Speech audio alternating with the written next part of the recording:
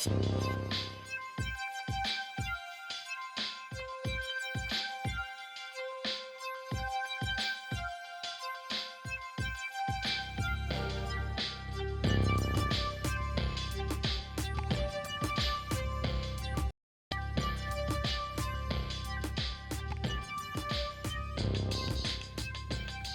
watching Conversations with Jennylyn, and I know I was missing. I decided to take a break and just enjoy my life for a minute before appearing before you on screen. But I could not resist the opportunity that happened on my path to interview the fabulous woman on the other side of the camera with me. And her name is Lynne Bowman, and she has written a book, and it's called Brownies for Breakfast. A good friend of mine found her book and bought it and was using it daily. And within a week, she lost a lot of weight. And she suggested that I reach out to Lynne and see if she would be willing to do a segment with me. And because I was busy, my friend Vicky, who recommended Lynne, who has been using the book, reached out to her, and the rest is history. And so tonight, welcome to Conversations with Jennylyn. Lynne? I love hearing that. But I'm not going to give all the credit for her losing weight to the book. I think she was doing some other things, I think, but it's not written also as a weight loss book, but I think it's the magic of eating real food, which so many people are not quite in touch with yet. If you will just eat real food, and mostly plants, but it doesn't have to be entirely plants. And it's incredible. Whole food, real food, mostly plants. That's the secret right there. So that's a very short book. So I had to make it longer to have more fun with it. And I'm glad I did. It has been fun, Jennylyn. It's been interesting. It's been a journey, as everyone likes to say now. And more when I first had the book out, it's been 4 years now. Nobody really wanted to talk about sugar-free. That wasn't a thing. And in fact, whenever you would bring it up, they would make a face. It's like, um, no, thanks. No, that's okay. I'm good. But now I'm glad to say more people are getting behind the fact that it is Americans' consumption of sugar that is causing terrible health problems, all kinds of health problems all over the country, chronic disease.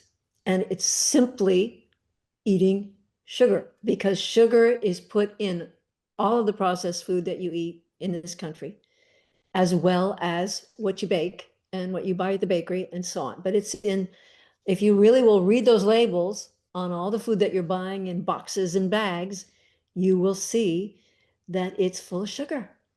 And sugar has different names. It doesn't just say cane sugar.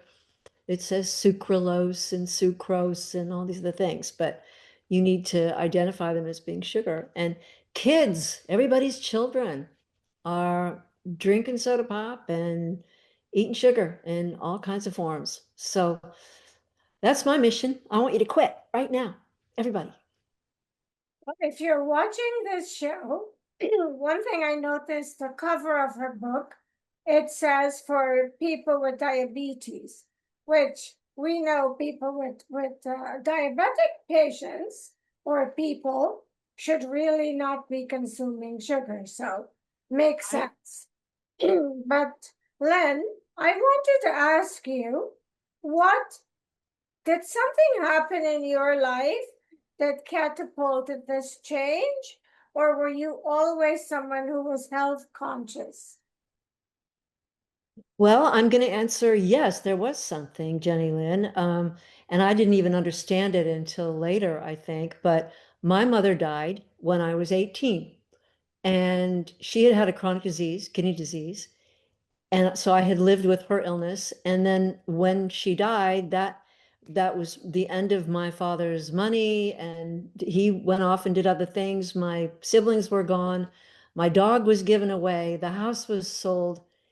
And so at the age of 18, I, you might say, was on the lawn with my luggage, and the whole life that I had known before was gone because of chronic disease. The money was gone, the mom was gone, it was gone. So from that point on, I didn't even realize how affected I was by that, in that when I started having my own children, I realized that my objective was to stay alive. I was going to stay alive and stay healthy for them. I wasn't going to leave them, and I wasn't going to go broke trying to stay healthy. So it was always something that I was interested in. I was researching, and I knew as a young mother in my early 40s that I had type 2 diabetes, which you learn when you have gestational diabetes. They will tell you that you're quite likely to develop diabetes. And in fact, I did. But there wasn't very much known about it. And as you know, I'm older than dirt. So the medical community has changed a lot, and the information that's out there has changed. But at that time, in the 70s, let's say, um, I couldn't get good information. And I did all the research I could on my own. And I also, because I never had enough money and I had a bunch of kids, I had to cook.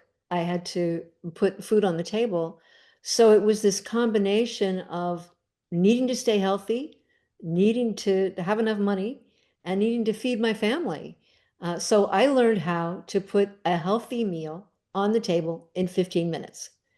And I learned that I needed to feed us at home and not in restaurants and not out of a bag in the back of a car.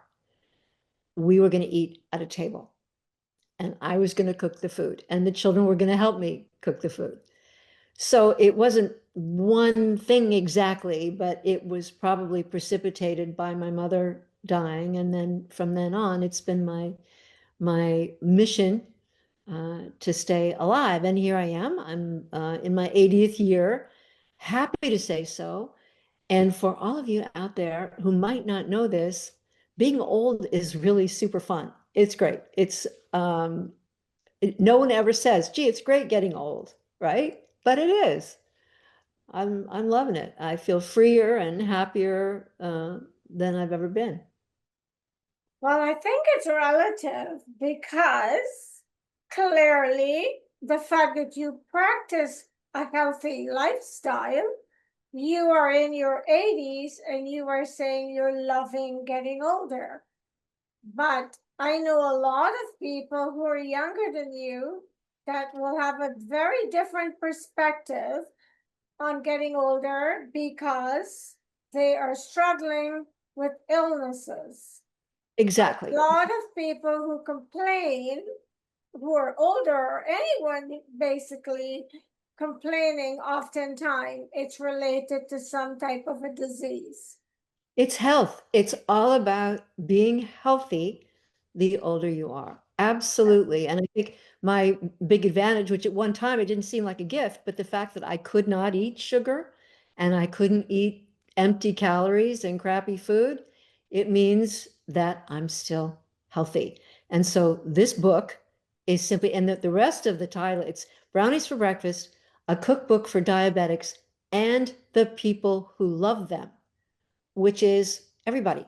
Everybody knows a diabetic, right? And the secret is the same way that diabetics need to eat. It's no different from heart patients, kidney, it's all really very much the same thing. If you will eat real food, whole food. Well, I'll tell you what I've noticed. As humans, we are habitual in the way we do things. We are. We develop habits. Some of them are instilled in us as children growing up by our parents.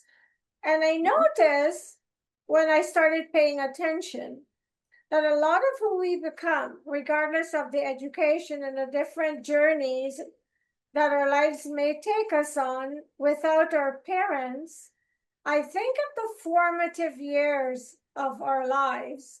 The wiring is our default wiring. Mm.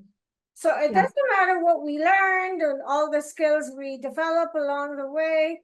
When you're not focused, you sort of default back to that which you developed as a child, which is usually the way your parents raised you or whomever raised you. And so this leads to my next question. I work with a lot of people who watch everything that they eat. And I think to myself, am I a pig? I just eat. I am one of those lucky people that I eat whatever I want to eat and think I'm okay so far. But I am health conscious in my own way. What I want to ask you about your book is, in order to prepare the recipes, how easy is it to find the ingredients?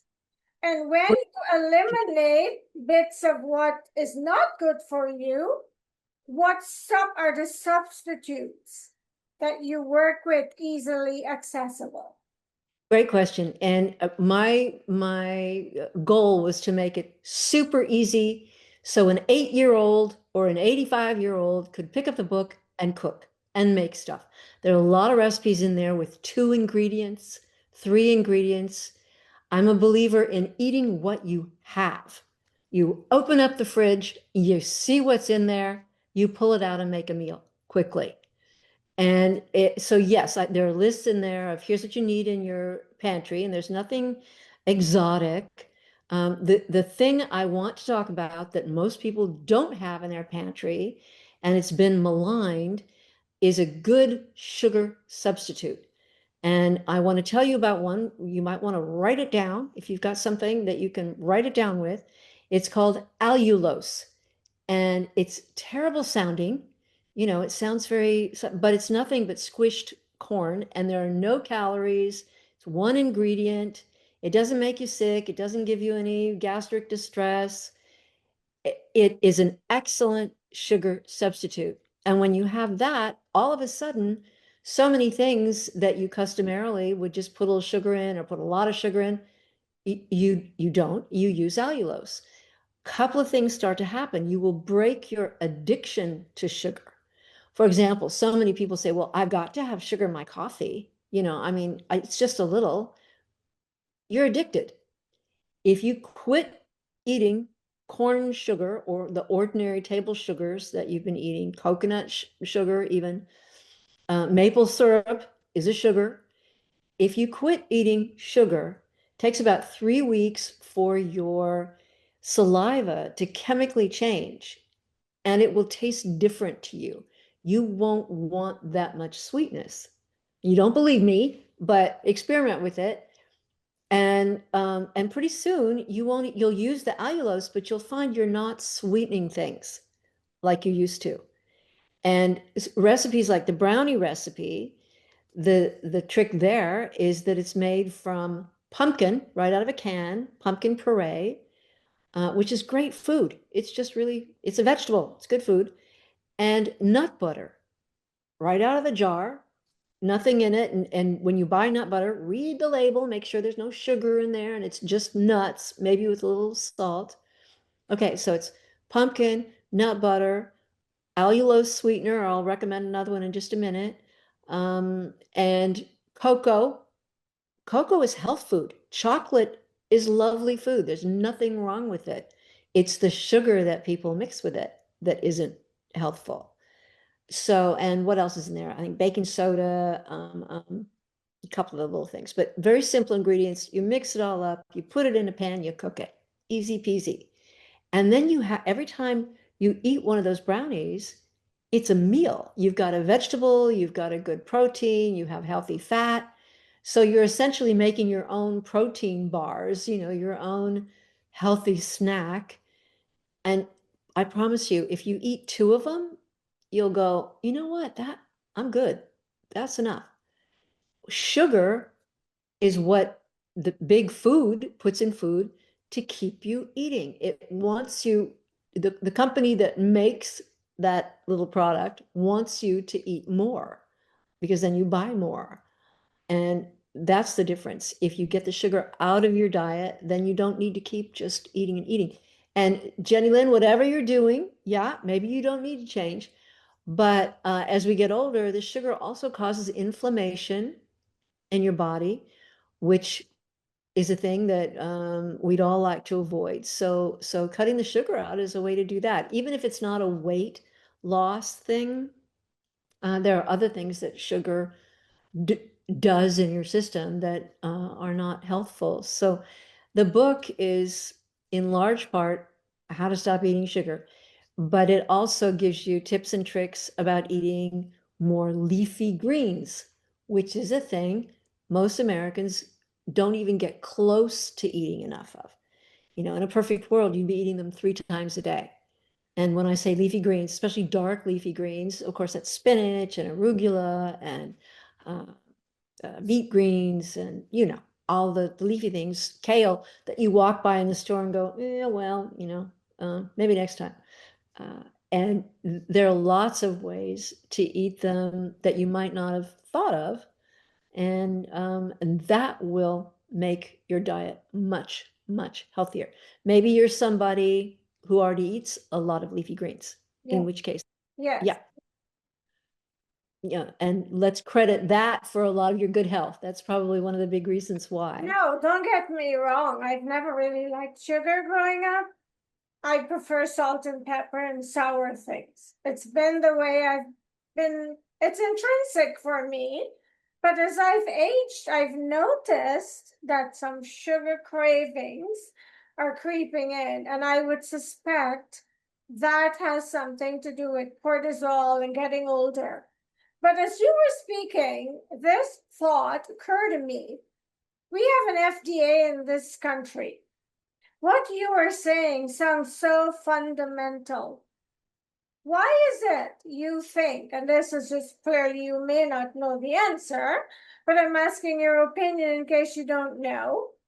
Why aren't foods screened more for sugar, knowing how unhealthy it can result in the nation because of too much consumption of sugar? It's so obvious, Jenny Lynn. There is so much money to be made selling bad food. I Um, mean, it, it's criminal, and it's sad, but we all have to take responsibility for not buying into it. You don't need to buy it. Just don't buy it. Don't let anyone sell you food that is going to make your children unhealthy, going to make you unhealthy. You don't need it. And everyone says, well, it's so expensive to buy organic food or to buy good, but no, no, no. What's expensive is being sick.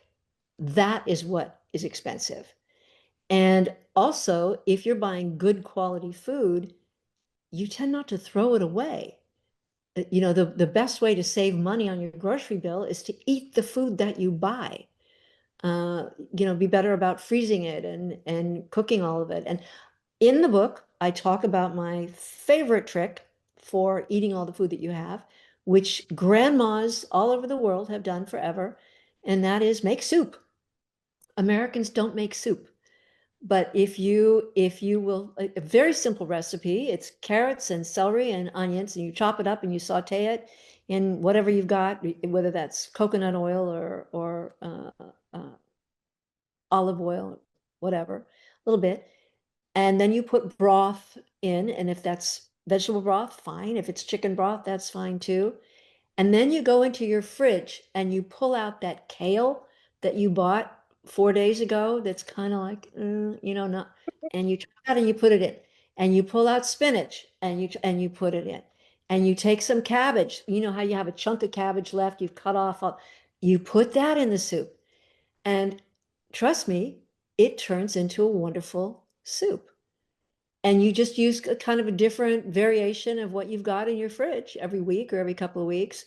You boil up a big pot of it, you freeze some of it, and you can pull it out. And then you can make a different thing every night. You can make a pasta with the soup one night. You can throw some chicken in it the next night. You know, you've got all these wonderful meal ideas that were practically already done. And how much did it cost you? Practically nothing. Well, I make a lot of soups. So Good. See, I do. I love soup. And yeah. my mother made soups a lot when I was growing up. And she says you have to make sure you put obstacles in it. But we laugh about that now because what she means is maybe some potatoes, some things, so that it will sustain you as a meal and you wouldn't be hungry too soon after.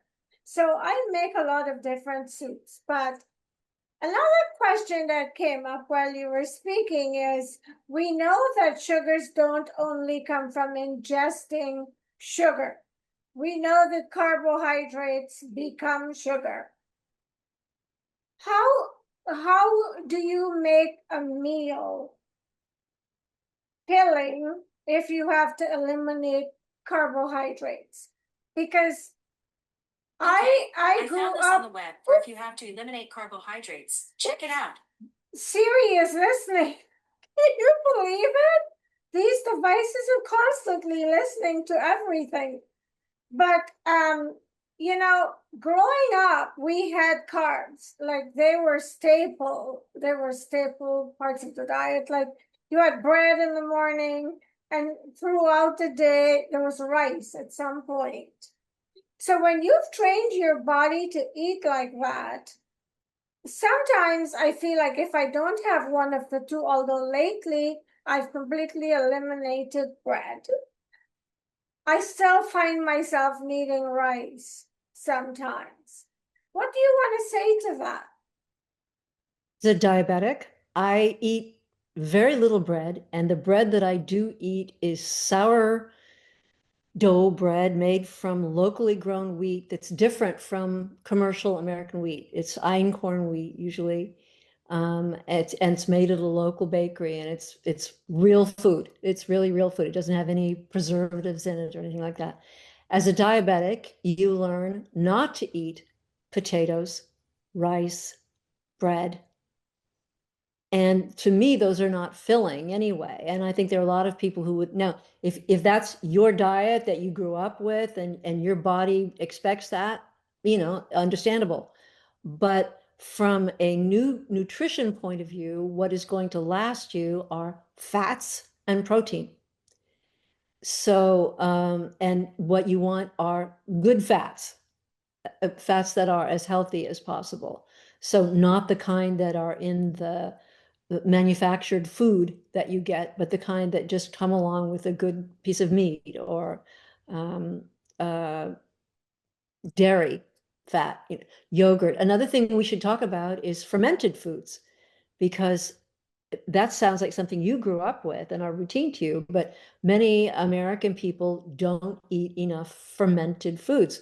One of my favorites that is kind of new to me, but it's now been adopted in our household, kimchi is such a wonderful thing to have in all different kinds of ways. And for those of you who aren't familiar with kimchi, it's Korean.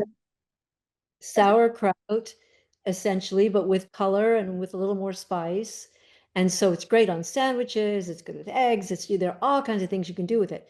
So fermented foods like kimchi, like yogurt, really round out your diet and keep your microbiome healthy, which is huge. So insofar as food lasting from meal to meal, it's essentially the protein and the fats that will make your food land well and stay with you. Carbs, yeah, they turn to glucose in your body. So, and we all have different rates of absorption of these things. We're not the same. You know, we share a lot of attributes, but people's background and genetics have a lot to do with how they process food. I mean, obviously, we know this because there are people who cannot drink cow's milk. and get in trouble because there's so much cow's milk out there with everything. And if you didn't know this already, know that you can eat, if you can't eat cow's milk, you can probably eat sheep's milk and goat's milk. And there's so many wonderful feta cheese. Sheep's milk cheese is one of my favorite ingredients because it adds that nice sharp note to pastas, to soups, to a lot of things without adding a lot of calories. It's protein, it's good fat. And you'll see it in my recipes quite a bit. And it's not expensive. Feta, I love it. And the other sugar substitute that I want to mention is monk fruit, which is konjac fruit. Nothing but that. That's it. And hardly any calories, just teeny weeny amount of calories. Tastes great. It's real food. It doesn't give you a stomach ache. And so allulose, monk fruit, but look at the label and be very careful that they're not mixed with, for example, erythritol, which is something that is used to sweeten a lot of things. And it really bothers a lot of people's stomachs. It can be very irritating. So make sure that you're getting pure monk fruit or a mix of allulose and monk fruit or just allulose. I recommend them highly. And you can make all the sweets you want if you follow the recipes that I'm giving you. And the recipes that I'm giving you don't have flour in them. There might be one or two that maybe an almond flour, but for the most part, it's nut butter and pumpkin as the basis for baked goods. They make this magic kind of thing happen when you're baking them. 2 questions. I'm going to throw them out there. You can answer them in whichever order you choose to. The first one is lately a lot of people have stopped eating corn, but yet the sugar you recommend is a corn sugar. Second of all, the second question is, what do you think of the sugar substitutes that are so popular, like sweet and low, stevia, and a lot of these other sugars that are on the market now?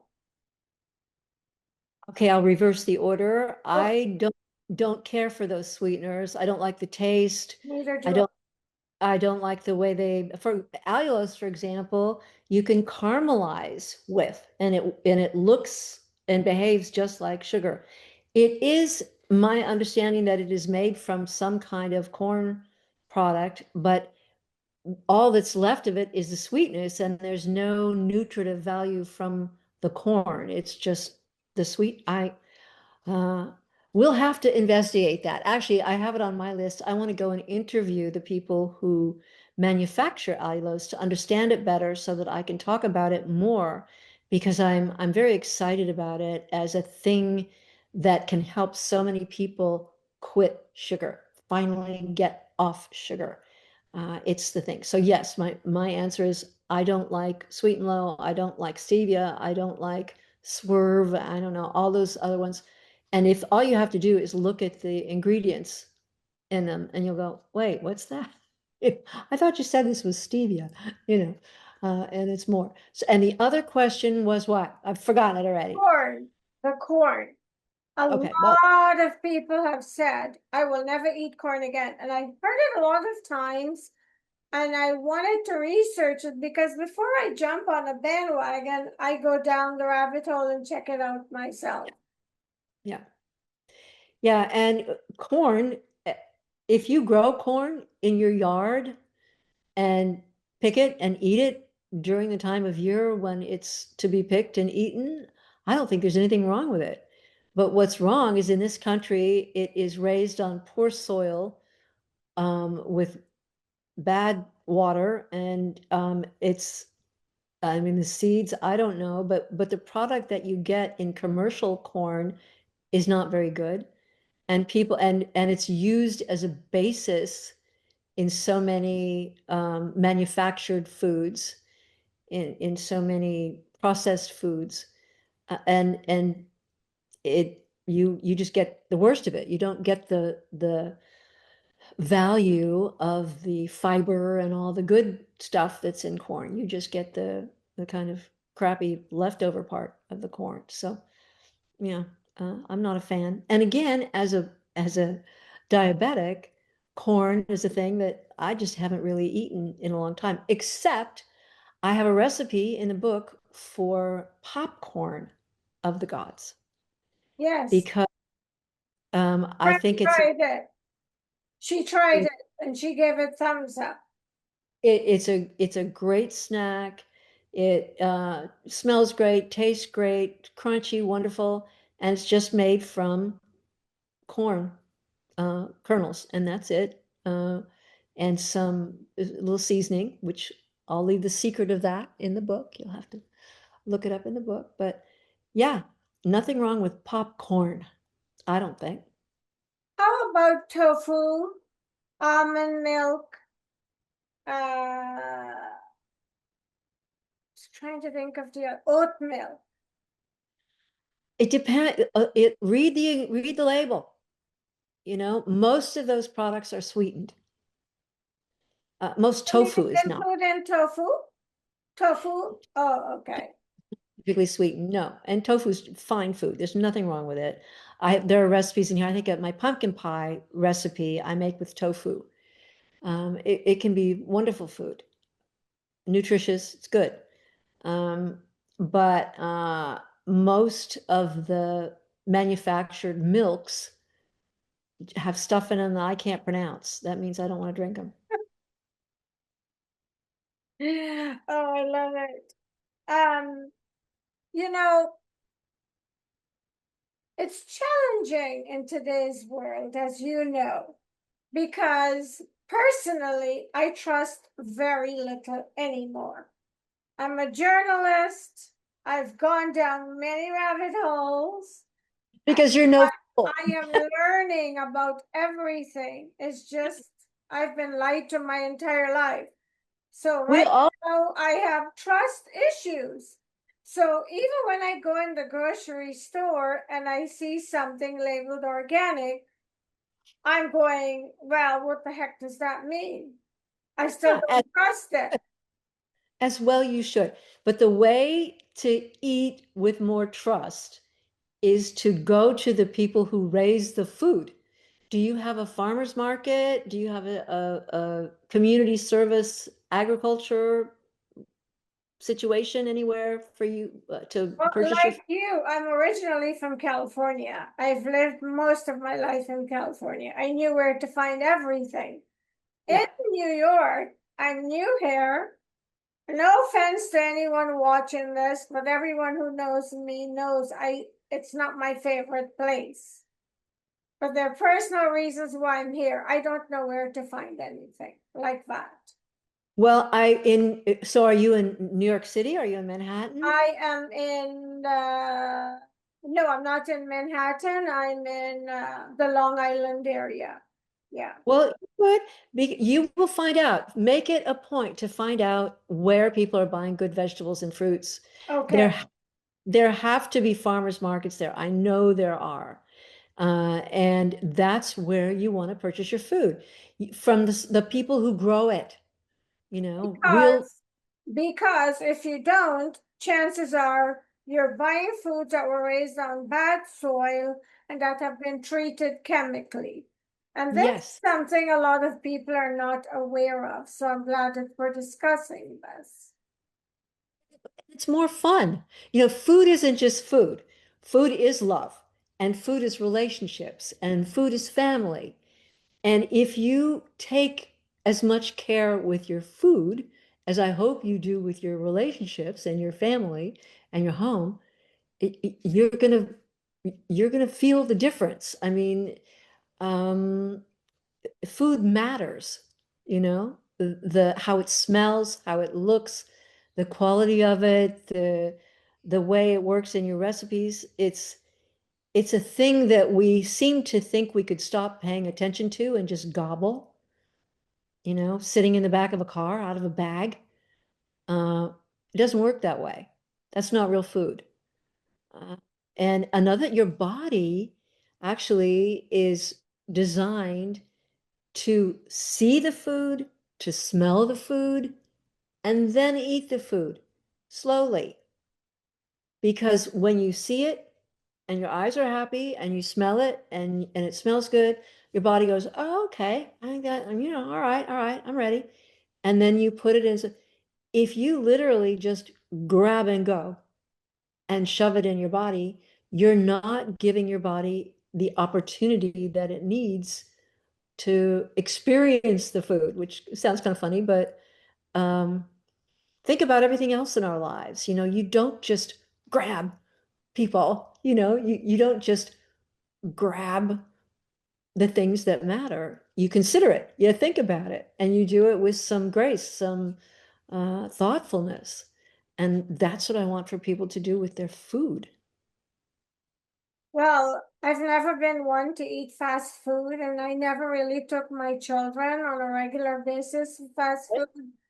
I there's something about it, and now what I know about it, I cringe to think that I ever gave them any of it.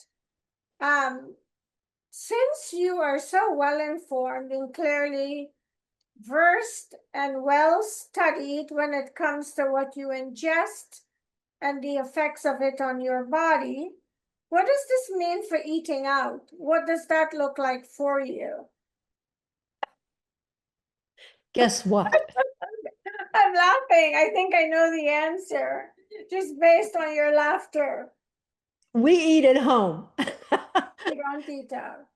Well, of course, you're going to eat out once in a while. Friends invite you, and so on. And one of the things that we figured out is Thai restaurants are usually pretty reliable. The food is fresh, it's beautifully presented. There's a tradition of care that goes into it. It's flavors that we enjoy, and there are a couple not too far away that we enjoy. We have a local taqueria, which is 4 miles down the road, and their food is fresh. Are you in And San Jose? no, I'm in Pescadero, which is over the hill from San Jose. I'm at the beach. Okay. Wait, is that near Santa Cruz? It's between Santa Cruz and San Francisco. It's south of Half Moon Bay.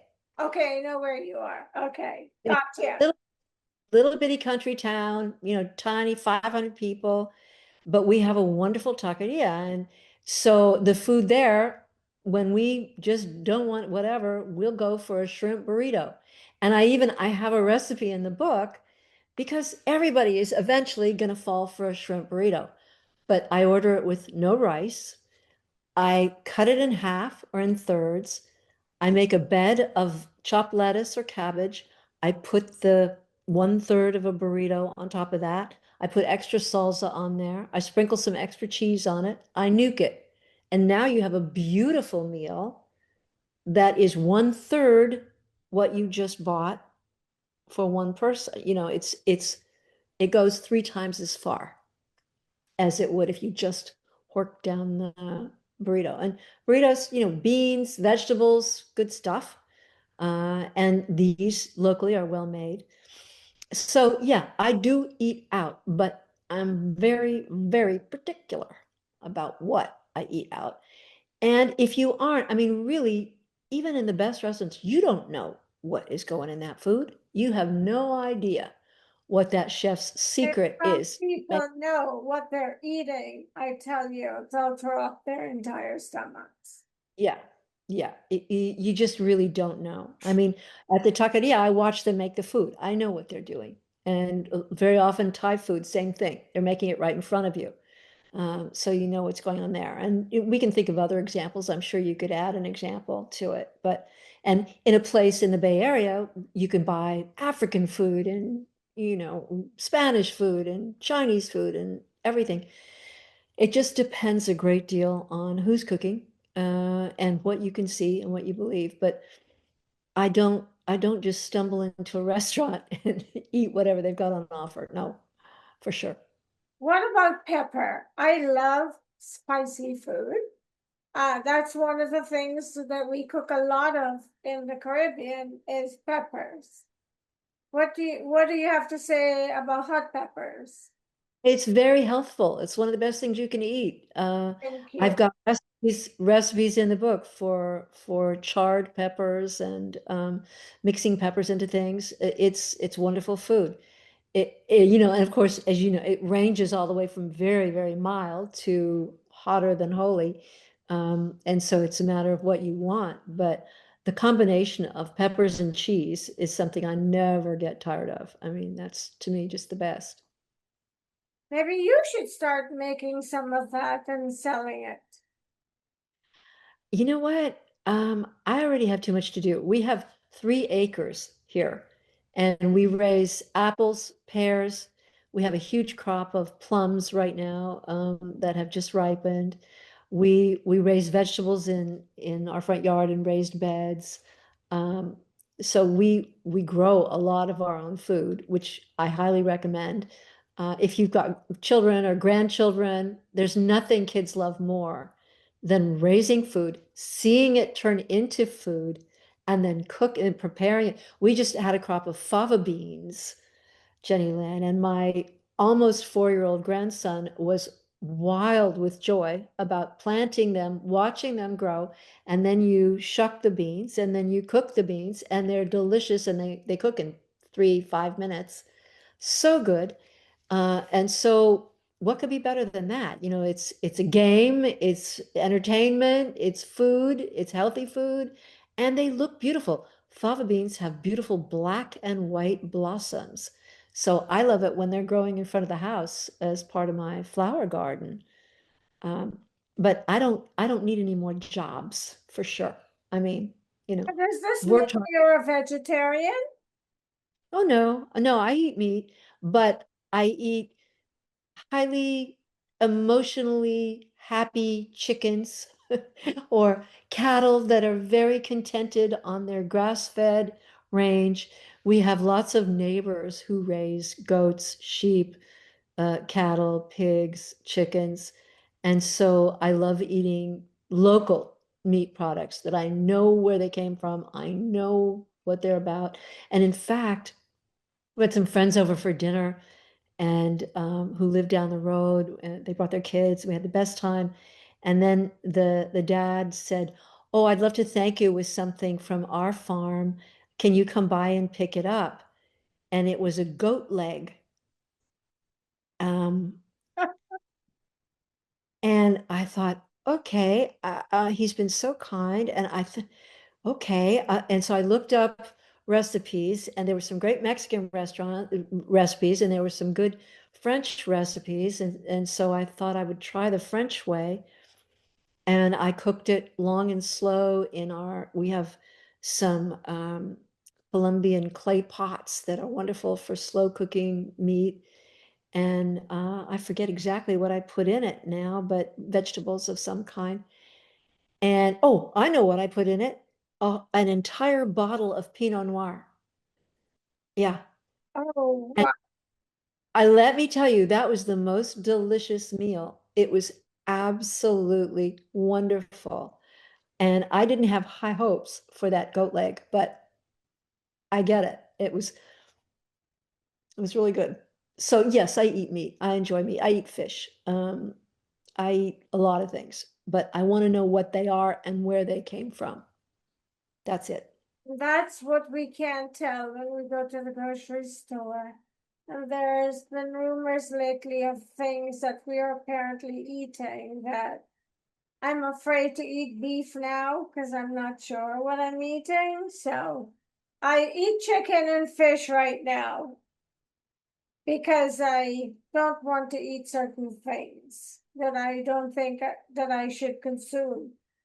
But before, we've already been almost going for an hour. Isn't that amazing how quickly time flies?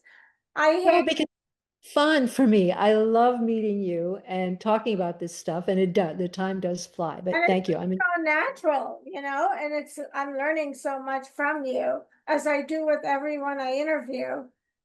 The one thing I always do every time I interview someone is I always ask them what they want to leave with my viewers that I hadn't asked them. well, for me, it's really simple.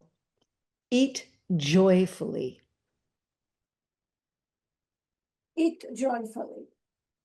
If you think hard about what it takes for you to eat joyfully, that's what I want you to do. If you find yourself eating with no joy, no good. Well, I could think of two reasons why a person would eat with no joy. One, they're not well and they're eating for sustenance.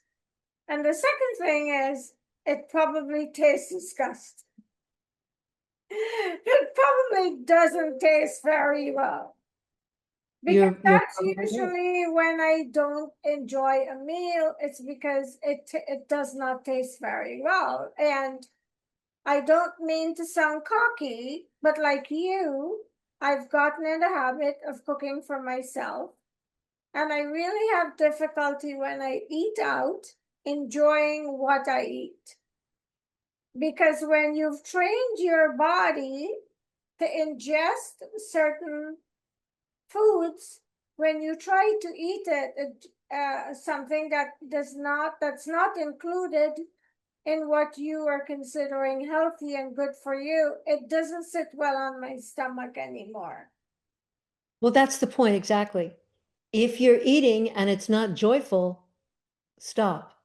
Don't eat it. That's not what you want. And sometimes the circumstances are that you can't exactly just push away from the table and quit, but always ask the question, am I really enjoying this? Is this joyful for me? Is this joyful for my children? Is this joyful for my friends? And I think if you use that as your bar, you will improve the way you eat over time. If you really have that as a value, that food is too important to not enjoy fully. You need to enjoy it. Don't just consume it. Enjoy it. We're out of time, and before we go, I wanted to insert something and have you comment on it. I'm sure that someone watching this segment would be looking at it going, yeah, that's all well and good. But when you have a lot of children and you have to go to two jobs to provide for them, it's not that easy to live this healthy lifestyle that we need to, because what is accessible and affordable to most families are the products that we know that's not good for them. But because they have so much responsibility, they just want to make sure they feed the family. And for most people, they're ignorant of what we are discussing because they look at the foods in the grocery store and they say the FDA has approved this. So if they've approved it, it's good for me. I used to be one of those people that used to trust the government. Well, my answer is that was me. That was why I wrote the book. I was a single mother of 3 kids, working all the time, never had any money, particularly that I could spend. I just the essentials, whatever. And I deeply believe that you can eat healthy, you can feed your children in a healthy way if you prioritize it.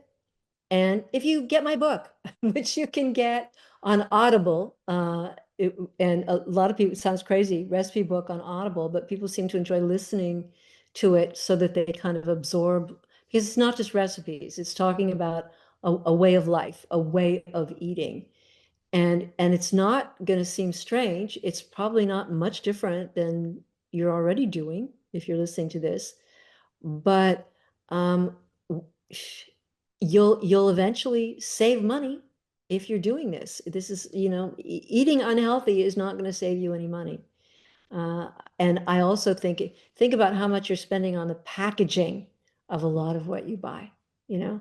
But as we were talking about earlier, if you can possibly find a way to buy from the growers, which more and more now we can, you can have them deliver a box to you. You can have delivery services like Thrive Market delivered to you, and it doesn't cost any more, and you've saved yourself a trip. There are ways to do it if you make a decision, and that's the key thing. If you decide that you're going to make it a priority and make it part of your family and commit to it. You can do it. I did it. So anyway, I thank you so much for carving out this time to spend with me discussing your book. And thank you for watching Conversations with Jennylyn. When a conversation is all you need to be inspired, and I am sure Lynn has inspired you. If you're diabetic or just someone who cares about your health and well-being, I encourage you to go get her book and see, start making those small changes, because I believe you will develop a better version of yourself and live to be 80 and look like her, because the example is sitting right here in front of us.